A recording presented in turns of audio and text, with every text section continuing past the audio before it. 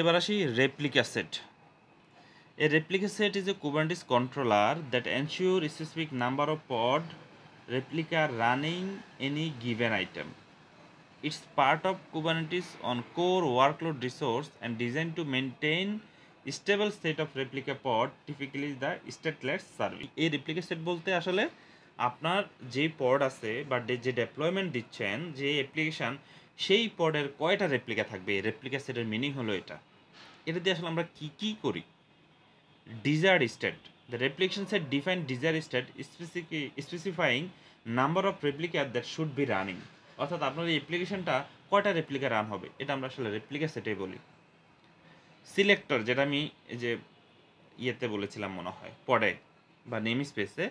So replica set use label and selector to identify the pod they are responsible for managing. Pod managed by replica set have a label that match the replica set selector. খুবই গুরুত্বপূর্ণ জিনিস, মানে যদি deep dive দেন বা ভালোভাবে আপনি বুঝতে চান। এখানে কি এক্সাম্পল আছে আমি একটু দেখি। এখানে দেখেন এই যে রেপ্লিকা আছে, রেপ্লিকা কত 3। তো এই রেপ্লিকা সেট 3টা রেপ্লিকা মেনটেন করবে। এই replica set nginx replica set 3টা রেপ্লিকা মেনটেন করবে।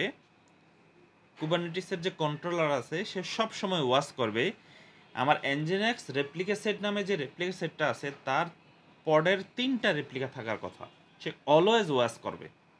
এই যেখানে দেখেন সিলেক্টর অ্যান্ড ম্যাচ লেভেল, যা level F equal to nginx তাকে সে এনশিওর করবে সেই পডের মাস্ট বি আমার রেপ্লিকা 3টা থাকতেই হবে।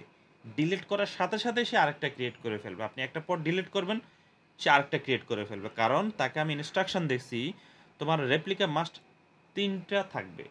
সো কন্ট্রোলার অলওয়েজ তাকে ওয়াচ করে যে এই রেপ্লিকা সেটের রেপ্লিকা 3টা আছে কিনা, না থাকলেই সে আরেকটা ক্রিয়েট করে দেয়।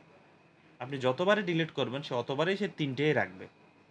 যদি আপনি এখানে কমায় দেন 2টা দিলে 2টা, একটা দিলে একটা, তাহলে এই রেপ্লিকা সেট এই সিলেক্টর ধরে যা লেভেল ম্যাচ করবে এফ ইকুয়াল টু এনজিনেক্স তার রেপ্লিকা সেট 3টা সে মেনটেন করবে।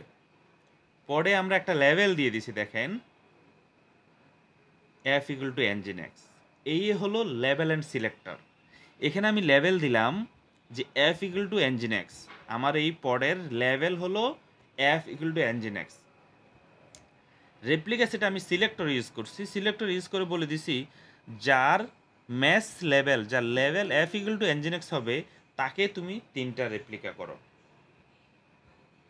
ওকে, এটা যদি কেউ না বুঝেন এখনই আমাকে কোশ্চেন করেন, খুবই ক্রুশিয়াল এটা। ইচ ডেপ্লয়মেন্ট বলেন, স্টেটফুল সেট বলেন, সব জায়গায় এটা আসলে কাজে লাগবে। যদিও রেপ্লিকা সেট এখন আর ইউজ হয় না, এই রেপ্লিকা সেটটা ডেপ্লয়মেন্টের ভিতরে ঢুকে গেছে, কিন্তু কনসেপ্টটা এখানেই আছে। এবং রেপ্লিকা সেট আর ডেপ্লয়মেন্টের মধ্যে কিছু ফিচার ওয়াইজ কিছু ডিফারেন্স আছে। কেন এটা আসলে এখন ডেপ্রিকেটেড হয়ে গেছে বা ইউজ করে না আমি একটু পরে বলছি, বাট কনসেপ্ট কিন্তু এইটাই। সো এই জিনিসটাই অনেকেই বুঝবে না, ইভেন আমিও নিজেও অনেক পরে বুঝছি।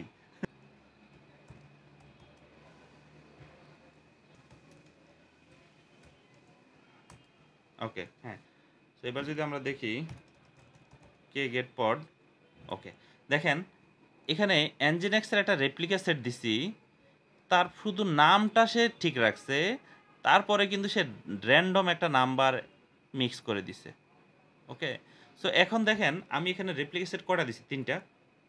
আচ্ছা, এখন আমি ধরেন এটা ডিলিট করে দিই। আচ্ছা, কে গেট রেপ্লিকা সেট,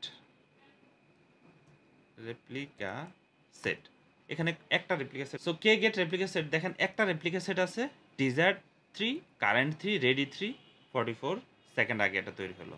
আচ্ছা, তাহলে আমরা কে গেট পড দেই, কে গেট পড, আমি এই যে 3টার মধ্যে একটা ডিলিট করে দিই, লেটস সে এটা ডিলিট করে দিই, কি হয়। কে ডিলিট পড, আমি এটার নাম দিলাম ফোর্স দিছি যাতে সে দেরি না করে। যারা সিকে পরীক্ষা দিবেন তারা এই ফোর্স কমান্ডটা ইউজ করবেন, না হয় কিন্তু অনেক সময় লাগে পরীক্ষায় পড ডিলিট হতে। আচ্ছা, সাথে সাথে ডিলিট করে হয়ে গেছে, কিন্তু এখন দেখি সে আবারও 3টা রয়ে গেছে, দেখেন এই যে 6 সেকেন্ড হলো সে আরেকটা পড ক্রিয়েট করে ফেলছে। কেন? কারণ এই কন্ট্রোলার ওয়াচ করতেছে তাকে ডিজায়ার ৩টেই থাকতে হবে। সাথে, সাথে আপনি যদি এখানে সবগুলো ডিলিট করে দেন পড, সে আবার ক্রিয়েট করে ফেলবে। ওকে? পার্মানেন্টলি করতে হলে তখন কি কন্ট্রোলার থেকে আবার স্টপ করে করতে না, আপনি তাহলে রেপ্লিকেশন ডিলিট করে দেন হ্যাঁ বা রেপ্লিকা কমায় দেন। লেটস সে আমরা রেপ্লিকা কমাই দেই। আমাদের যে রেপ্লিকা ছিল এখানে আমরা এখন একটা করে দেই। ওকে? একটা করে দেই। এটা অ্যাপ্লাই করে দেই আবার রেপ্লিকা, অ্যান্ড আমরা দেখি কি অবস্থা। দেখেন কটা হয়ে গেছে? একটা। এবার যদি এই একটাও ডিলিট করে দেন, দেখি কি হয়। কে ডিলিট পড মাইনাস ফোর্স তৈরি হবে আরেকটা। এই যে রেপ্লিকা সেটের আমি এখানে ডিটেলস খুব সুন্দরভাবে দিয়েছি, এগুলো একটু পড়ে নিয়েন কীভাবে আসলে কাজ। ওকে, সো সো দেখেন আমরা রেপ্লিকা সেট এখন প্রোডাকশনে কেন ইউজ হয় না বা করি না, কিছু তার ডিসঅ্যাডভান্টেজ আছে। ইনস্টেড অফ দ্যাট আমরা ডেপ্লয়মেন্ট ইউজ করি, রেপ্লিকা সেট ইউজ করি না। So maintain desire state of the pod, that means আপনি যে কয়েকটা রেপ্লিকা দিবেন সে কয়েকটাই রান হবে, রেপ্লিকা সেটও রান হবে, ডেপ্লয়মেন্টও রান হবে। That's great. কিন্তু rolling update zero downtime, যেটা রেপ্লিকা সেটে কখনো সম্ভব না। রেপ্লিকা সেটে আপনি যখন আপডেট করবেন বা ডাউনগ্রেড করবেন, সে কিন্তু এনশিওর করবে না, সে ধুমধাম করে ফেলবে। যখন আপনি রোলিং আপডেট করবেন, ইমেজ আপডেট করবেন, সে সব ডিলিট করে দিবে, আবার নতুন করে ক্রিয়েট করবে। কিন্তু ডেপ্লয়মেন্টে কি করে, সে বাই ডিফল্ট তার 25% পড সে ডাউন করে, দেন নতুন পড প্লেস হয়, দেন আবার সে আরেকটা পড ডিলিট করে। এটা হলো তার ক্যারেক্টারিস্টিক্স, জিরো ডাউন টাইম। আর রেপ্লিকা সেটে ডাউন টাইম আছে।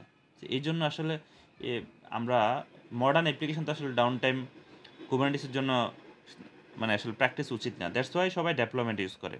রোল ব্যাক, আপনি প্রিভিয়াস ইমেজে যদি যেতে চান তাহলে রেপ্লিকা সেটে মানে সম্ভব না। যেমন আমাদের অ্যাপ্লিকেশনের একটু আগে ইমেজটা ছিল এনজিনেক্স, তো এনজিনেক্সেরও মাল্টিপল ভার্সন থাকতে পারে, আপনার অ্যাপ্লিকেশনের মাল্টিপল ভার্সন থাকতে পারে। যদি আপনি প্রিভিয়াস ইমেজে যেতে চান, যেটা আসলে রেপ্লিকা সেটে সম্ভব না কিন্তু ডেপ্লয়মেন্ট সেটে সম্ভব। আমরা এগুলো দেখবো, ল্যাবই দেখবো, ভার্সন হিস্টোরি, এটা ডেপ্লয়মেন্টে সম্ভব, রেপ্লিকা সেটে সম্ভব না, এগুলো আমরা সবগুলো প্র্যাকটিক্যাল দেখবো। ডিক্লারেটিভ আপডেট, নো, ইয়েস অর্থাৎ কমান্ড দিয়ে। ওকে, সো আমরা রিডমিতে চলে আসি। সো এবার আসেন Kubernetes service. The idea of service is to group of set of pod endpoint to single resource. তো আপনি বলবেন আমার পডের তো আইপি দিয়ে কার্ল করলে আমি তার আউটপুট পাচ্ছি, তাহলে আমার সার্ভিসের কী দরকার? সার্ভিস আসছে আপনার এই যে পড তো আর সিঙ্গেল পড থাকতেছে না, মাল্টিপল থাকতেছে। এই যে গ্রুপ অফ পড আসলে এই সার্ভিস দিয়ে রিপ্রেজেন্ট করে, এটা অ্যাজ এ লোড ব্যালেন্স করে অটোমেটিকলি। এই সার্ভিস আপনার রিকোয়েস্ট পাঠায় পডের কাছে। So idea of service, group of আর set of pod endpoint to single resource, এতটুকুই তার সারমর্ম। আপনার যদি 50টা পডও থাকে, 50টা পডের যদি একটা সিঙ্গেল ইনপয়েন্ট হয়, সেটা হলো সার্ভিস। কারণ আপনার অ্যাপ্লিকেশন তো 50টা পড হলে 50টা পডের আইপিতে বা পডের নাম এসে ইনপয়েন্ট করতে পারবে না। আপনার অ্যাপ্লিকেশন তো একটা সিঙ্গেল পয়েন্ট চাইবে, সেটাই হলো সার্ভিস। ইন কুবারনেটিস সার্ভিসে এই যে সার্ভিসটা আপনি cluster IP, node port, load balancer, external name, headless, এই কয়েকটা, এই 5টা ওয়েতে আপনি একটা সার্ভিস ডিক্লেয়ার করতে পারেন। কেউ আসলে সিঙ্গেল পড দিয়ে অ্যাপ্লিকেশন ইনপয়েন্ট করা সম্ভব না, কারণ এই পডের আইপি র্যান্ডমলি চেঞ্জ হয়, এই পডের নাম চেঞ্জ হয়। কীভাবে নাম চেঞ্জ হয় আমরা দেখলাম একটু আগে। আমরা যে রেপ্লিকা সেট দিছি, ডিলিট করে সাথে সাথে আরেকটা নতুন এসে গেছে, নতুন একটা এক্সটেনশন দিয়ে। শুধু রেপ্লিকা সেটের নামটুকু ফিক্সড, কিন্তু তার পরের যে নাম্বারটা আসে সেটা র্যান্ডম। তো আপনার অ্যাপ্লিকেশনটা সাথে সাথে ডাউন হয়ে যাবে। এটার জন্য আসলে সার্ভিস আসছে। 5 টাইপস অফ সার্ভিস। একটা হলো ক্লাস্টার আইপি, এটা হলো ডিফল্ট। কোনো সার্ভিস আপনি যখন লিখেন, তার টাইপ যদি না লিখেন, তাহলে বাই ডিফল্ট সে ক্লাস্টার আইপিতে এক্সপোজ করবে। Internal client send request to stable internal IP address. Only ক্লাস্টারের ভিতর থেকে অ্যাক্সেসেবল ক্লাস্টার আইপি দিয়ে, বাইরে থেকে কখনো অ্যাক্সেসেবল সম্ভব না। হ্যাঁ সম্ভব, সামনে আবার আপনি যদি ইনগ্রেস বসান নোটপোর্ট, আপনি যখন সার্ভিসের টাইপ যখন নোড পোর্ট দেন তখন আপনার যে ওয়ার্কার নোড আছে তার আইপি দিয়ে তাকে পাবেন, ওই সার্ভিসকে পাবেন।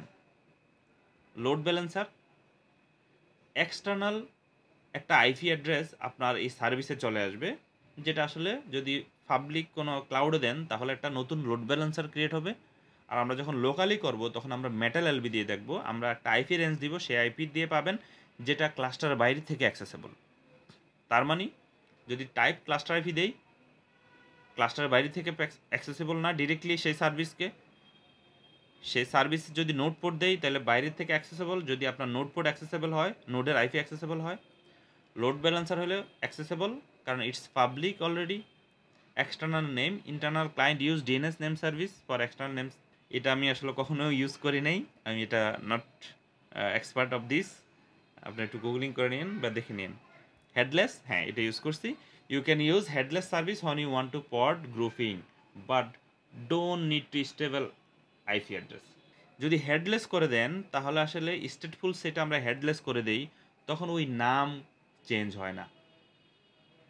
স্টেটফুল সেটের নাম তারপরে 0 1 2 3 4 এভাবে আসে। তো এই কয়েকটা ওয়েতে, 5টা ওয়েতে আসলে আপনি কুবারনেটিস সার্ভিস এক্সপোজ করতে পারেন। এটা একটা এক্সাম্পল। এখানে সার্ভিসের নাম, এখানে হলো সিলেক্টর, সেই ডেপ্লয়মেন্টের সিলেক্টর, এই সিলেক্টর যার কাছে থাকবে এই লেভেল, সে আসলে এই সার্ভিসকে এক্সপোজ করবে। সো এখানে আই থিঙ্ক এনজিন এক্সপোর্ট, এই যে এখানে একটা সার্ভিস আছে যেটা টাইপ হলো লোড ব্যালেন্সার, এই যে এনজিন এক্সপোর্ট, এই যে তার নাম কি, এই পদের নাম হলো এনজিন এক্সপোর্ট, এইকে এক্সপোজ করবে এবং তার টাইপটা হলো লোড ব্যালেন্সার। তাহলে আপনি আপনার ক্লাস্টারের বাইরে থেকে অ্যাক্সেস করতে পারবেন। আর যদি এখানে আমি টাইপ না দেই, এতটুকু বাদ দিয়ে দেই, তাহলে আসলে বাই ডিফল্ট কী হবে, ক্লাস্টার আইপি হবে, অর্থাৎ আপনি ইনসাইড অফ ক্লাস্টার আপনি সেটা অ্যাক্সেস করতে পারবেন, আউটসাইড থেকে পারবেন না। That's all about today. আগামী ক্লাসে আমরা ডেপ্লয়মেন্ট দেখব। চাইলে তার আগে আমার রিপোর্টে একটু ঘুরে নিতে পারেন, তাহলে আপনার কোশ্চেন করতে সুবিধা হবে।